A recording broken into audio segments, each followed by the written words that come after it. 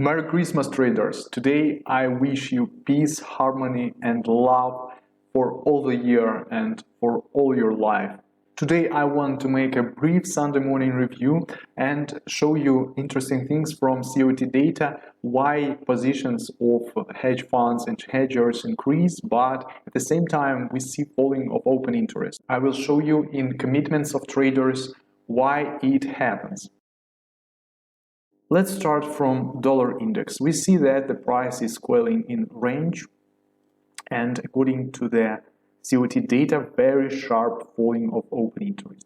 The same picture we see on every currency: British pound, Japanese yen, Australian dollar, New Zealand dollar, Mexican peso. You see that very significant decreasing of open interest on all the markets, because traders fix everything before the end of the year. But there are several assets where open interest is not decreasing against the general dynamics. That's why it is an anomalous situation, and we will speak about this further.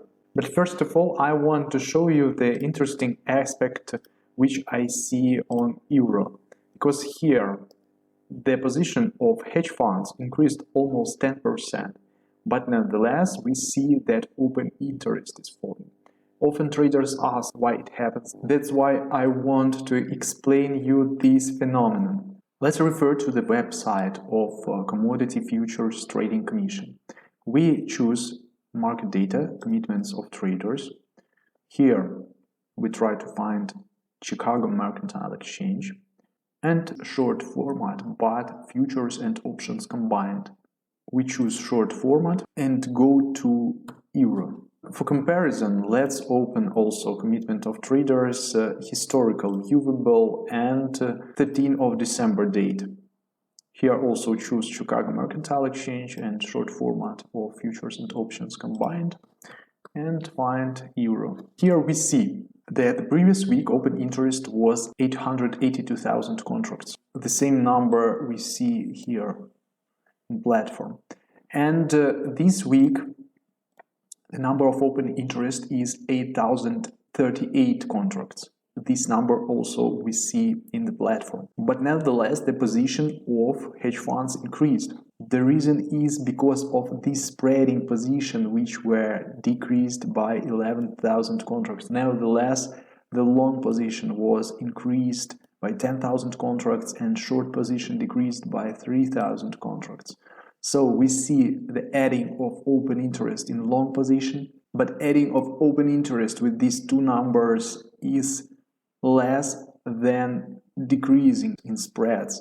As you see, there is really big open interest in spreads, 61,000 contracts. It is when traders, for example, open short position in current contract and buying position in the next contract.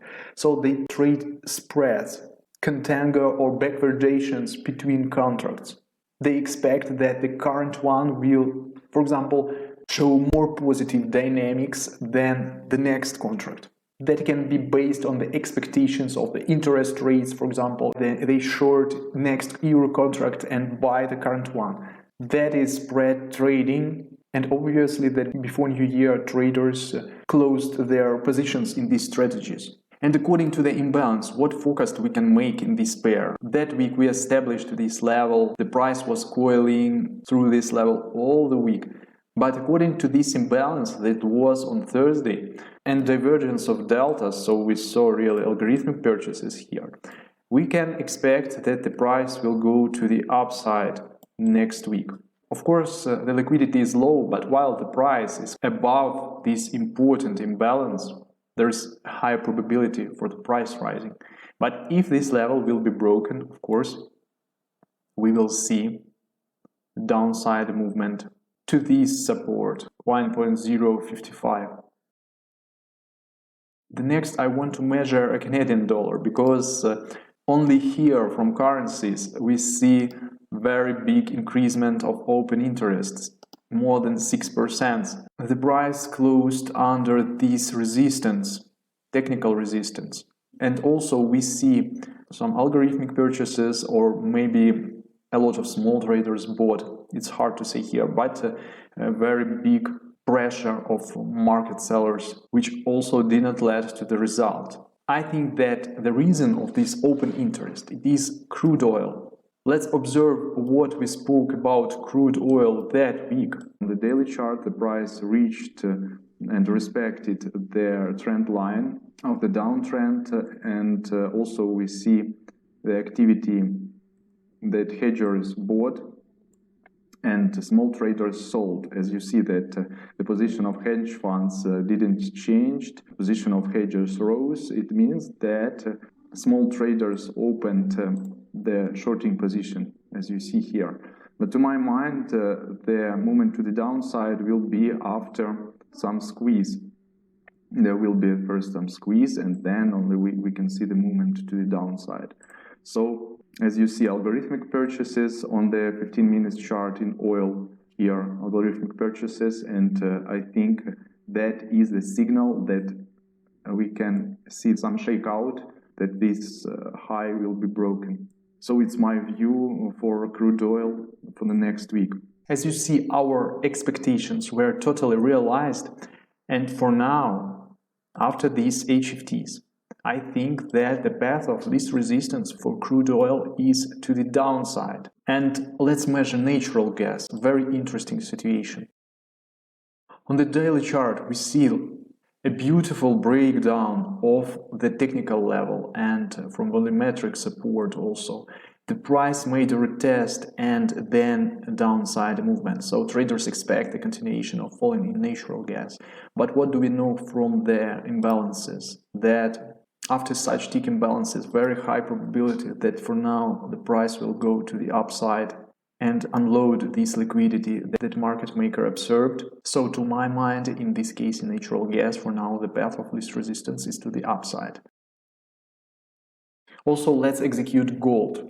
As you remember from my previous market analysis, I told about the rising.